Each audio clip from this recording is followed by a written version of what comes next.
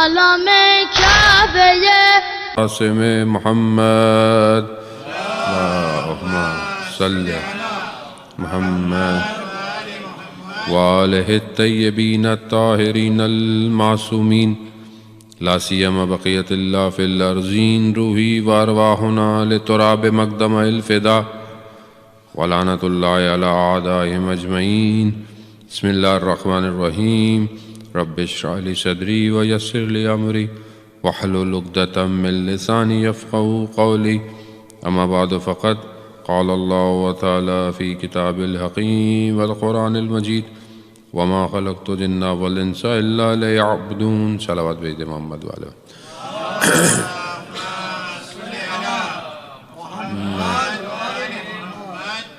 عزیزان محترم، ماہ رمضان کا دوسرا 10 دن جو ہیں وہ شروع ہو گئے ہیں۔ انشاءاللہ خدا ہمیں توفیق دے کہ ان 10 دنوں کو بھی بہتر طریقے سے جو ہے وہ عبادت میں گزاریں اور اپنے اندر وہ کوالٹیز، وہ خوبیاں پیدا کریں کہ جو ایک مومن میں ہونی چاہیے۔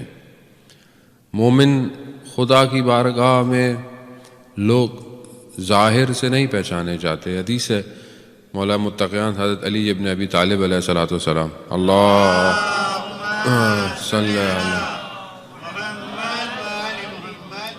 امام فرماتے ہیں کہ انسان اپنی صورت یعنی اپنے فیس سے یا اپنے مال سے یعنی اپنے جو ہے وہ اس کے پاس دولت ہے یا اپنی اولاد سے نہیں، چیزوں سے جو اس کے پاس ظاہر ہے اس سے نہیں، بلکہ خدا کے نزدیک انسان اپنے قلب سے اور اپنے عمل سے پہچانا جاتا ہے۔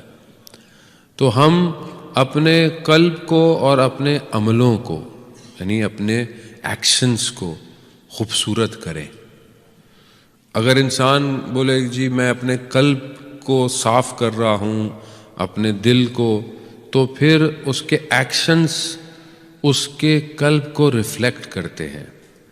اگر ہم ائمہ کی زندگیوں کی طرف جب ہم رجوع کرتے ہیں، دیکھتے ہیں، آج جو ہماری گفتگو ہے وہ کوشش ہے کہ کچھ حصہ امام نقی الہادی علیہ السلام کی اللہم صلی علی محمد وعلی امام کی زندگی میں سے کچھ اپنی زندگی کو دیکھیں کہ ہم پریکٹیکلی کیا امپلیمنٹ کر سکتے ہیں۔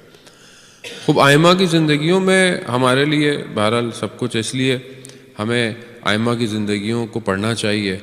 اور یہ ایک ہی انسان ہے جو 250 سال زندگی کر رہا ہے، غور کیجیے گا، ایک ہی انسان ہے، لیکن ہر دور میں جو ڈیوٹی ہے امام نے وہی کی ہے۔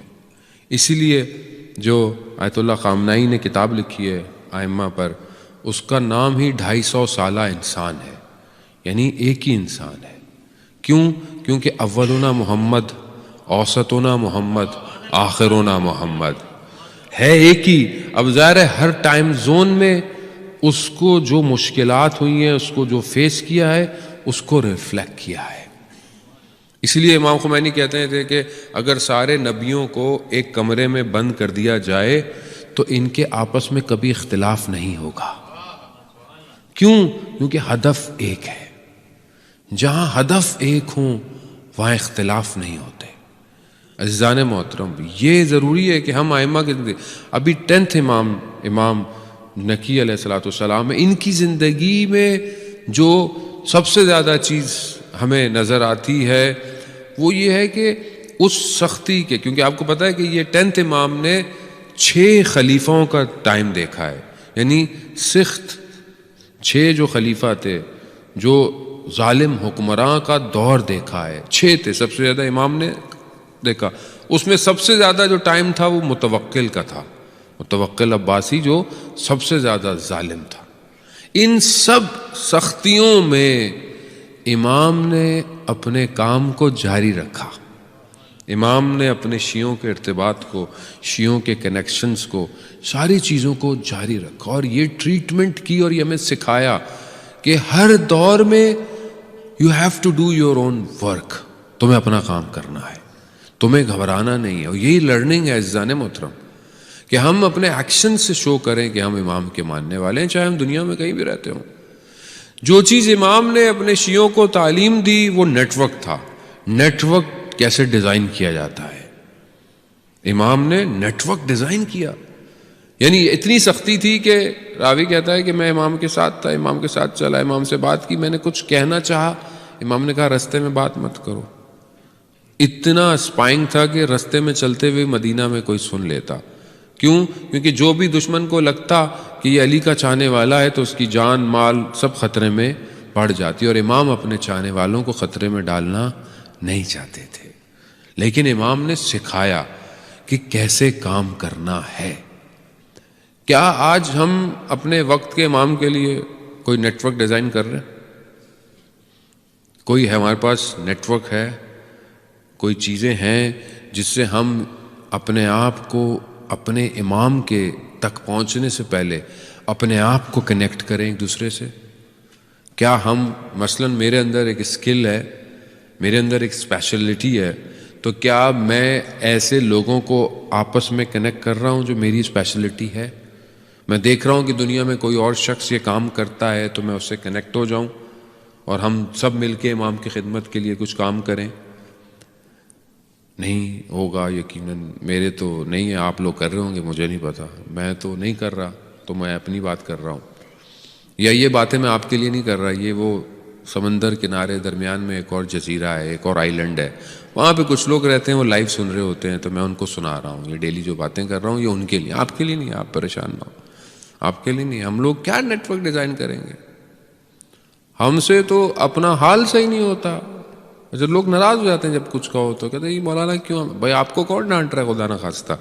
لیکن آپ دیکھیں تو صحیح کہ اگر آپ چھوٹی سی کمیونٹی کو منظم نہیں کر سکتے تو آپ اس دولت کریمہ میں کیا نظم پیدا کریں گے؟ یعنی اب اگر ہم مسجد آتے ہیں تو مسجد کس کا گھر ہے؟ اللہ کا گھر ہے، تو آپ کے گھر سے تو بہتر ہوگا، اس کا مطلب ہے مسجد کا گھر اللہ کا گھر ہے۔ خوب اللہ کا گھر ہے تو اللہ کے گھر کو اپنے گھر سے زیادہ صاف رکھنا چاہیے، تو کیا ہم رکھ رہے ہیں یا نہیں رکھ رہے؟ کچھ کھاتے ہیں، کچھ پیتے ہیں، کچھ اٹھا کے اپنی جگہ پہ رکھتے ہیں یا نہیں رکھتے؟ یا جو میں کر رہا ہوں، آپ عزیزان محترم کہیں پہ بھی جائیں، یا اللہ کے گھر کی بات نہیں کر رہا، آپ کسی گھر میں انوائٹڈ ہوں، کسی جگہ کھانے پہ جائیں، کسی جگہ پر آپ رہ رہے ہوں، کوئی بھی چیز یوز کرنی پڑے تو آپ یہ سوچیں اپنے گھر میں کیسے یوز کرتے ہیں۔ گھر میں تو بڑا احترام سے، یہ نہ ہو وہ نہ ہو، اور دوسری جگہ ہو تو اسراف کرو، کھاؤ پیو، پھینک دو، اٹھانے کی کیا ضرورت ہے؟ یہ اہل بیت کے ماننے والوں کا نظم ہے۔ مولا کائنات کہتے ہیں اپنے امور کو منظم کرو۔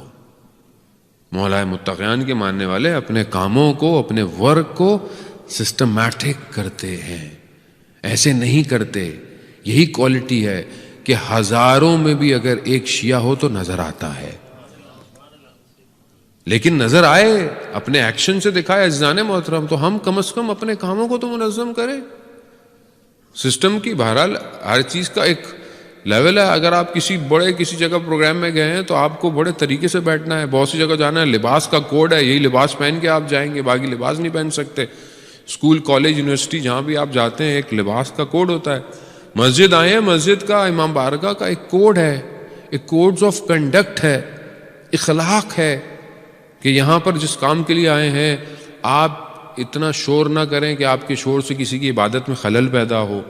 آپ بیٹھے ہوئے یہاں مجلس ہو رہی ہے، درس ہو رہی ہے، بیٹھے ہوئے باتیں کر رہے ہیں، باتیں گھر جا کے کر لیں، کسی نے منع نہیں کیا آپ کو باتیں کرنے سے، لیکن کم از کم جگہ کا احترام رکھیں، کیونکہ آپ کو دیکھ کر یہ نسل سیکھے گی۔ پھر کل کو یہ مسجد نہیں آئے گی تو آپ قصوروار ہیں، یہ قصوروار نہیں ہے، کیونکہ آپ نے ان کو سکھایا، آپ کو یہ دیکھ رہا ہے کہ باہر کھڑے ہوئے بات کر رہے ہیں، مسجد ہو رہی ہے۔ ہاں، جب تک مجلس نہیں ہو رہی ہے، پروگرام نہیں ہو رہا، آپ کھڑے ہوں، آپ بات کریں، کوئی مسئلہ۔ لیکن بچے یہ دیکھتے ہیں کہ سب ابو باہر کھڑے ہوئے ہیں، بھائی چچا باہر کھڑے ہوئے ہیں، رشتے دار باہر کھڑے ہوئے ہیں، ہم اندر بیٹھے ہوئے ہیں۔ جب پروگرام شروع ہو تو کل کو یہ بھی جب بڑے ہوں گے بولے ہم بھی نہیں آ رہے۔ یہ تو آپ دعائیں دیں ان کی ماؤں کو جنہوں نے ان کی تربیت کی ہے کہ ان کو سمجھ میں نہیں آتا مگر پھر بھی چپ کر کے بیٹھے ہوئے۔ واقعاً یہ تربیت ہے کہ ان کو میکسیمم کو اردو آتی نہیں ہے، یہ گجراتی آتی ہے، وہ بھی اب میں بچوں کو نہیں آتی آج کل، وہ فرینچ زیادہ آتی ہے. اب اگلی دفعہ میں 6 مہینے کا کریش کورس کر کے آؤں گا فرینچ کا، اگر ٹائم ملے مجھے. ایک تو ٹائم نہیں ہے ہمارے پاس، اگر ہم نہیں کر سکتے. لیکن عزیزان محترم، یہ خزانہ ہے، یہ وہ خزانہ ہے کہ جس کو ڈھونڈ رہی ہے دنیا. اگر آپ نے نہیں ہے تو اس کا خزانے کو کوئی اور چوری کر لے گا اور پھر اس کو وہ کسی اور بازار میں بیچ دے گا. وہ حضرت عیسیٰ کا واقعہ جو میں پہلے کئی دفعہ پڑھ چکا ہوں، لیکن اگر ہم سمجھ جائیں تو ہمارے لیے بڑی عبرت ہے اس کے اندر کہ حضرت عیسیٰ اپنے حواریوں کے ساتھ، اپنے کمپینینز کے ساتھ ایک شہر پہنچے. تو شہر کی ایک دیوار تھی، دیوار گری ہوئی تھی، تو انہوں نے کہا کہ ہم ہٹاتے ہیں. دیکھا تو نیچے خزانے تھے، گولڈز، کوائنز، ہیرے، اس طرح کی چیزیں تھیں. تو یہ سب جھپٹ پڑے اٹھانے کے لیے. سوچے کون تھے؟ حضرت عیسیٰ کے کمپینین تھے، مگر اٹھانے کے لیے. حضرت عیسیٰ کو یہ کیا کر رہے ہو؟ کہا میں شہر جا رہا ہوں، یہیں رہنا. میں شہر سے ایسا ہیرا لے کر آؤں گا جو تم لوگوں نے کبھی دیکھا نہیں ہوگا. گئے حضرت عیسیٰ شہر میں، دیکھے تو ایک چھوٹے سے علاقے میں ایک چھوٹا سا گھر، وہاں گئے. ان کو نہیں پتا یہ نبی ہے خدا کا. ان کا میں مہمان بن سکتا ہوں؟ ہاں آ جائیے. آ گئے تو بوڑھی سی عورت تھی. کہا میرا بیٹا ابھی باہر گیا ہوا ہے کام کرنے، واپس آئے گا تو آپ کی خدمت. جب وہ آیا تو حضرت عیسیٰ نے دیکھا کہ وہ جوان، اچھا جوان ہے، لیکن اس کو کوئی پریشانی ہے. تو حضرت عیسیٰ نے اس سے پوچھا کہ کیا پرابلم ہے؟ تو اس نے نہیں بتایا. وہ یہ نبی تھے خدا. انہوں نے کہا نہیں مجھے بتاؤ، میں تمہاری مدد کر سکتا. نہیں، میری پریشانی، میری جو پرابلم ہے اس کی دوا کسی کے پاس نہیں ہے. کہا نہیں تم مجھے بتاؤ، تم بتاؤ تو صحیح. خیر اس نے بتایا کہ وہ کام کرتا تھا، یہ مزدور تھا، پتھر اٹھانا اور اس طرح کے کام. تو کہتا ہے میں کام کر رہا تھا تو ایک کاروان گزر رہا تھا. یہ کاروان گزرا تو اس کاروان میں یعنی لوگ، قافلہ تھا. اس ایک ہوا جب چلی تو ایک سواری پہ ایک چہرہ نظر آیا جو چاند سے بھی زیادہ خوبصورت تھا. میں اچانک اس سے اٹریکٹ ہو گیا تو میں اس کے پیچھے بھاگتا گیا، مگر وہ یہاں کا جو بڑا شخص ہے، سلطان ہے، بادشاہ ہے، وہ اس کا تھا اور وہ اس کی بیٹی تھی. اب میں مزدور، فقیر، وہ بادشاہ، ابھی چیز ممکن ہی نہیں ہے. اب یہ کرب مجھے کھائے جا رہا ہے. عشق ہو گیا، ون سائڈ لو ہے. جوانوں کا آج کل ہو جاتا ہے، ون سائڈ لو ہو جاتا ہے، بعد میں پھر سیکنڈ سائڈ جو ہے وہ ساری زندگی روتا رہتا ہے بیٹھ کے. تو یہ ون سائڈ لو سے بچا کریں، یہ تھوڑی دیر کا ہوتا ہے. یہ اس کو تھوڑی دیر میں ہی اتار دیا کریں تو بہتر ہے، کیونکہ یہ بعد میں پھر بہت ساری اس کی جو سائیڈ افیکٹس ہیں وہ پوری زندگی کو ڈسٹرائے کر دیتے ہیں. تو بہتر ہے کہ والدین آپ کے لیے کوشش کریں، وہ زیادہ بہتر ہے. عزیزان خوب ہو گیا، شخص تھا، جوان تھا، ہو گیا، کیا کرے. اب حضرت عیسیٰ اللہ کہ یہ تو کوئی مسئلہ ہی نہیں ہے. کہا کیا مطلب؟ کہا جنگل چلتے ہیں. کہا تشت لاؤ، ایک بڑی سی ٹرے. کہا پتھر جمع کرو. پتھر جمع کیے. اجازے نبوت سے اسے جو ہے وہ سب کو ہیرے جواہرات میں بدل دیا، سب کوائنز اور گولڈ اور پتہ نہیں کیا. کہا یہ لے جاؤ بادشاہ کی خدمت میں اور بادشاہ کو تحفہ دو اور پھر اس سے اپنی بات کرو.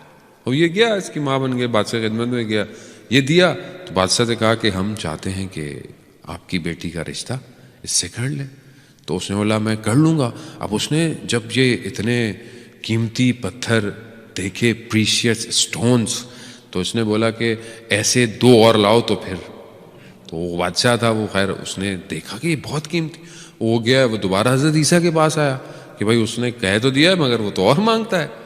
تو کہا کوئی مسئلہ ہی نہیں ہے، نبی کے لیے کیا مسئلہ تھا. نبی نے دوبارہ دے دیا، بنا کے لے گئے. شادی ہو گئی، شادی ہو گئی. وہ جو بادشاہ، اس نے دیکھا کہ یہ لڑکا بڑا نیک ہے. اس نے اپنا تاج اٹھایا، اپنا سب کچھ اس کو پہنا دیا. کہا کہ تم آج سے بادشاہ ہو، میں اب ویسے بھی بوڑھا ہو گیا ہوں. تو جب اس کو وہ کراؤن پرنس بن گیا یہ، تو اس نے حضرت عیسیٰ، یہ تو نہیں پتا تھا کہ وہ پروفٹ ہے، تو کہا کہ اب اس وقت حضرت عیسیٰ نے بولا بھائی اب میں جا رہا ہوں. بولا آپ کہاں جا رہے ہیں؟ ابھی تو دن آئے ہیں انجوائے کرنے کے، ابھی آپ کہاں جا رہے ہیں؟ ابھی تو حکومت ہے، دولت ہے. کہہ رہا نہیں میرا دل کہیں اور ہے. تو اس نے کہا کہ یہ کیا ہے اور کیا چیز ہے جو آپ کو یہ چیزیں اٹریکٹ نہیں کر رہی اور آپ کہہ رہے ہیں کچھ اور ہے.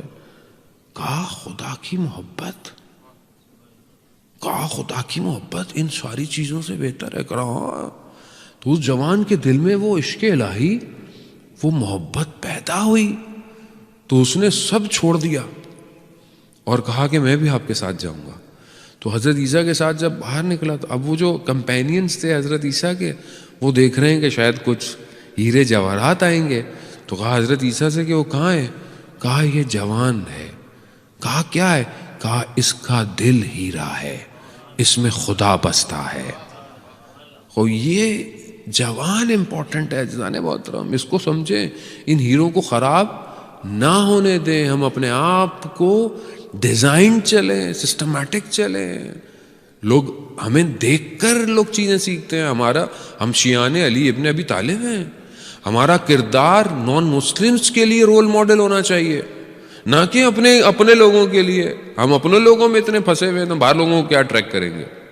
آپ کا اخلاق ایسا ہو، آپ کی لین دین، آپ کا بزنس، آپ کی ٹریٹمنٹ ایسی ہو کہ وہ بولے ہاں یہ سچا ہے، یہ امانت دار ہے.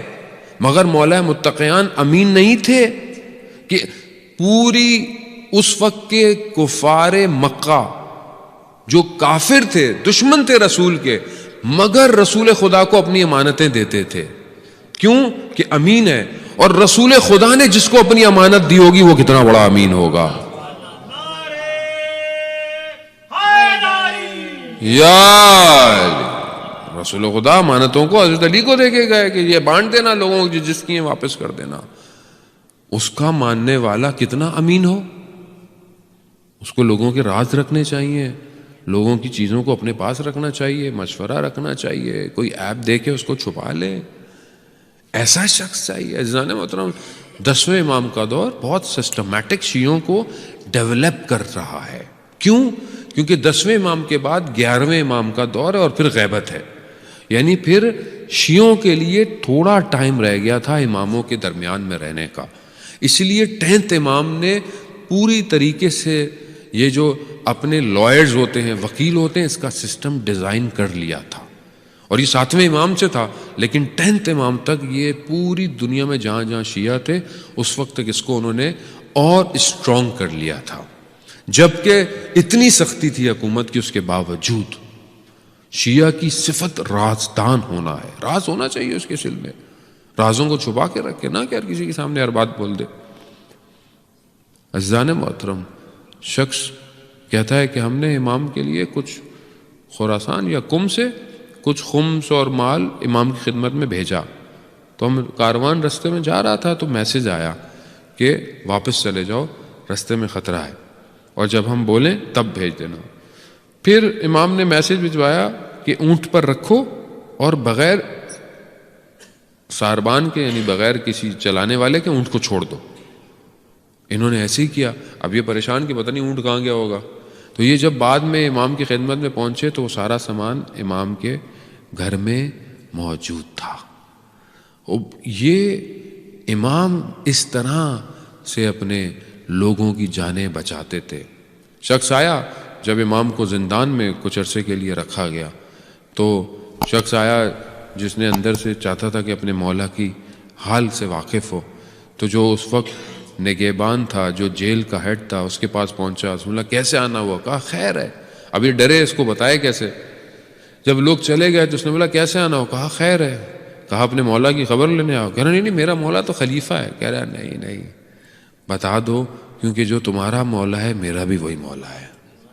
یعنی آپ دیکھیں اس سختی کے دور میں امام نے کتنا گورنمنٹ کے لوگوں کو اپنے کنٹرول میں رکھا ہوا تھا. خیر اس نے بولا مجھے جانے دو. پھر یہ امام سے ملا. امام نے دیکھا اس نے کہ ایک قبر کھدی ہوئی ہے اور امام وہاں زندان میں ہے. تو یہ بڑا گھبرایا اور کہا کہ کہیں، کہا نہیں بے فکر رہو، ابھی ہم نے نہیں جانا، جب جائیں گے تو. عزیزان محترم، ان سختیوں کے دور میں کتنی دفعہ متوکل نے کوشش کی کہ امام کو نقصان دے.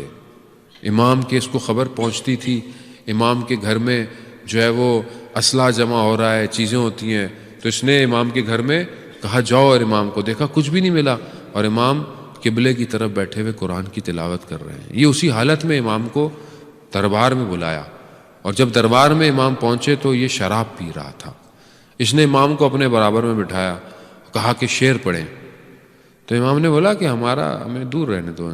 کہا نہیں، شراب کا کہا نہیں، یہ ہمارے خون اور گوشت سے شراب بہت دور ہے۔ تو مولا کے ماننے والوں کو بھی ایسے ہی ہونا چاہیے عزیزان محترم۔ تو اس نے کہا شعر پڑھیں، امام نے شعر پڑھے۔ اس کا میں خلاصہ صحیح تھا کہ امام نے بتایا وہ کہاں گئے وہ جو بڑے بڑے تخت و تاجوں میں زندگی گزارتے تھے، آج وہ زمین کے اندر کیڑے مکوڑوں کی خوراکیں بن گئے۔ جب امام نے یہ شعر پڑھے اور دنیا اور آخرت کا چہرہ دکھایا تو یہ رونے لگ گیا، گریہ اتنا کیا کہ اس کے محاسن گیلے ہو گئے، اور اس نے امام کو بڑے تکریم سے ہدیہ دے کر امام کو رخصت کیا۔ کئی دفعہ انہوں نے کوشش کی امام کے ساتھ، اور کئی مقامات پر ایسے چیزوں میں پھنسے، کیونکہ جانتے تھے اس وقت ایک یہودی جو تھا اس کے ساتھ، اس نے کہا کہ اگر کوئی علم غیب جانتا ہے تو وہ صرف یہی شخص ہے اور کوئی بھی نہیں ہے۔ اور یہی ہوا کہ جب ایک دفعہ ایک یہودی نے کوئی کام کیا غلط، تو جب اس کو قاضی نے سزا دینے لگی تو اس نے کہا نہیں میں تو مسلمان ہو گیا ہوں۔ اب یہ تو پریشان ہو گئے کہ اب یہ مسلمان ہو گیا ہے، سارے گناہ دھل گئے ہیں، تو اب اس کو سزا کیسے دیں؟ تو جب امام تک پہنچی تو امام نے کہا جو اس نے کام کیا ہے اس کو وہی سزا دے۔ تو قاضی نے کہا کہ یہ کیسے ہو سکتا ہے؟ کہا پھر امام نے قرآن کی آیت کی تلاوت کی کہ جب ان پر مشکل پڑتی ہے تو یہ کلمہ پڑھتے ہیں، جبکہ اصل میں یہ مسلمان نہیں ہوتے ہیں۔ تو ہم کہا یہ خوف سے ہوا ہے، اس کو شوق سے نہیں ہوا، یہ ماں جان کے خوف سے ہوا، اس کو وہی سزا دو جو اس نے گناہ کیا ہے۔ خوب ائمہ بہتر جانتے تھے۔ ایک دفعہ اس نے کہا کہ کیونکہ امام جب آتے تھے تو یہ احترام میں کھڑے ہو جاتے تھے، تو اس نے بولا اب امام کا احترام نہیں کریں گے، کوئی بھی جب امام آئے تو امام کے لیے پردہ نہ ہٹایا جائے، تاکہ امام خود پردہ ہٹائیں۔ اور یہ چاہتا تھا کہ امام کو کسی طریقے سے امام کو ڈسٹرب کرے، لیکن کسی نے کچھ نہیں کیا۔ لیکن جیسے ہی امام آئے ہوا اتنی تیز چلی پردہ خود اڑ گیا۔ پھر امام اندر آئے، امام بیٹھے رہے، پھر جب امام جانے لگے پھر ہوا چلی، پردہ ہٹا، پھر امام چلے گئے۔ تو یہ کہنے لگا کہ خود ہی اٹھا دیا کرو، اس سے بہتر کہ ہوا پردے اٹھایا کرے، کیونکہ پھر لوگ بولیں گے۔ عزیزان محترم، خوب ائمہ اہل بیت خدا کے نمائندے ہیں، خدا نے ہر چیز ان کے اختیار میں دی ہوتی ہے۔ عزیزان محترم، ہم چاہیں اپنے آپ کو ان کے قریب کر کر ہم بھی اچھے بن سکتے ہیں، یہی واسطہ فیض ہے ہمارے لیے۔ اب ہم جمعے کا دن ہے عزیزان محترم امام کی خدمت میں کہ یا امام زمانہ میں خطا کار ہوں، میں گناہ گار ہوں، لیکن بہرحال میری ماں نے مجھے بچپن سے آپ ہی کا نام سکھایا ہے، آپ ہی کو میں سلام کرتا ہوں، آپ کے لیے صدقہ دیتا ہوں، آپ کی سلامتی کی دعا پڑھتا ہوں، مولا آپ خود میری طرف توجہ کیجئے۔ دور ایسا نہیں ہے، اگر آپ نے مجھے اپنا نہیں بنایا تو میں دنیا کا بن جاؤں گا، اور یہ مجھے گوارا نہیں ہے۔ ہم دعائے عہد میں پڑھتے ہیں کہ ہمیں قبر میں بھی دفنایا دیا جائے گا تو ہمیں قبر سے اٹھایا جائے تاکہ ہم اپنے امام کی مدد کر سکیں۔ امام کو ہماری ضرورت اس طرح نہیں ہے، لیکن بہرحال امام کو امت چاہیے، اور وہ ہم ہی لوگ ہیں، یہی بچے ہیں، یہی لوگ ہیں، یہیں سے کوئی اٹھے گا امام زمانہ کے لیے۔ تو ہمیں اپنے آپ کو اس قابل کرنا ہے، اور یہ ان بچوں کو خاص طور پر ہم صرف امام کا ذکر دیں تاکہ دنیا ان کو کہیں اور کھینچ رہی ہے اور یہ خود بخود عشق امام زمانہ میں پیدا ہوا۔ عزیزان محترم، یہ دعائے نتبہ پڑھیں، دعائے توسل پڑھیں، یہی کریں۔ اینہ بے دمے بے مقتول بے کربلا، کہاں ہے جو کربلا کا بدلہ لے گا؟ عزیزان محترم، 10ویں امام کو زہر دیا گیا، امام کو شہید ہو گئے۔ امام سامرا میں خدا ہم سب کو لے کر جائے زیارت پر۔ امام جہاں دفن ہے وہی امام کا گھر تھا، وہی جگہ تھی جہاں پر امام تھے۔ عزیزان محترم، مگر ہر امام کے دور میں ہر امام کی اولاد پہنچی ہے اور ان کو دفنایا ہے، مگر ایک عجیب امام ہے کہ جس کا جنازہ 3 دن تک پڑا رہا۔ ہاں عزیزان محترم، جب کربلا برپا ہو گئی، جب عاشورہ گزر گیا تو لٹا ہوا کاروان کوفہ چلا گیا، تو بنی اسد قبیلے نے کہا کہ چلو دفناؤ۔ اب وہ جس کو جانتے تھے ان کو دفناتے رہ گئے۔ ایسے میں دیکھا کہ دھول سی اٹھ رہی ہے، کوئی شخص زنجیروں میں آ رہا ہے۔ میرا چوتھا امام اجازہ امامت سے پہنچا اور ایک ایک کر کے یہ اس کا جنازہ ہے، یہ اس کا جنازہ ہے۔ ایک سر بریدہ بدن پر پہنچا تو پوچھا یہ کس کا بدن ہے؟ تو میرے مولا نے بولا یہ میرے بابا کا بدن ہے۔ دفنایا گیا اور اس کی قبر پر لکھا ھذا حسین، یہ حسین کی قبر ہے جسے پیاسا مارا گیا، جسے بھوکا مارا گیا۔ ہاں عزیزان محترم، یہی غم تھا چوتھے امام کو۔ یہ چوتھے امام ساری زندگی اسی پر گریا کرتے رہے۔ جب کھانا آتا تھا نہیں کھاتے تھے، جب پانی آتا تھا تو نہیں پیتے تھے، اور یہی کہتے تھے اور اپنے بابا کو یاد کرتے تھے کیا کہ میرے بابا کو بھوکا مارا گیا، میرے بابا کو پیاسا مارا گیا۔ الا لعنۃ اللہ علی القوم الظالمین وسیعلم الذین ظلموا ای منقلب ینقلبون۔ پروردگار امام زمانہ کے ظہور میں تعجیل عطا فرما، ہمیں ان کے ناصروں ان کے مددگاروں میں شمار فرما، جو پریشان حال ہیں ان کی پریشانیوں کو دور فرما، جو برسر روزگار ہیں رزق حلال عطا فرما۔ پروردگار جو بے روزگار ہیں انہیں رزق حلال عطا فرما، جو برسر روزگار رزق میں ترقی اور کشادگی عطا فرما۔ بہت سارے مریض ہیں پروردگار، ان سب کو امام نقی کے صدقے میں سب کو شفائے کاملہ اور عاجلہ عطا فرما۔ پروردگار امام نقی نے جو زیارت جامع کبیرہ ہمیں تعلیم فرمائی ہے، ہمیں اس کو پڑھنے کی توفیق عطا فرما۔ ہمیں اپنے عقائد کو جس طرح اہل بیت نے ہمیں عقائد سکھائے ہیں، اپنے عقیدوں کو درست کرنے کی توفیق عطا فرما۔ پروردگار جہاں بھی دنیا میں شیعان حیدر کرران ہیں، مومنین ہیں قومروں میں، یا جہاں بھی مسلمان ہیں، روزے ماہ رمضان ہے، پروردگار جہاں مشکلات میں ہیں ان سب کی مشکلات کو اس رحمت کے مہینے میں دور فرما۔ پروردگار جہاں بھی ذکر حسین ہو رہا ہے، درس ہو رہا ہے، قرآن کی محفلیں ہو رہی ہیں، ان سب جگہوں کی جان مال عزت آبرو کی مومنین کی حفاظت فرما۔ جو بھی اس کار خیر میں اپنا حصہ ڈال رہے ہیں، انجمن، جماعت، کمیٹی، شخص، علماء اکرام، مراجع اکرام، جو بھی شخص تبلیغ کر رہا ہے کسی طریقے، یا جو شخص اپنی شرکت کر کے اپنی اپیرنس سے ان پروگرام کو کامیاب کر رہا ہے، پروردگار اپنی بارگاہ سے انہیں اجر کثیر عطا فرما۔ پروردگار ہمیں کوئی غم نہ دے سوائے غم حسین کے، ہمیں حج، عمرہ اور زیارات کی توفیق عطا فرما۔ اللہم ارزقنا زیارت الحسین فی الدنیا و شفاعت فی الآخرہ۔ صلوات بر محمد و آل محمد۔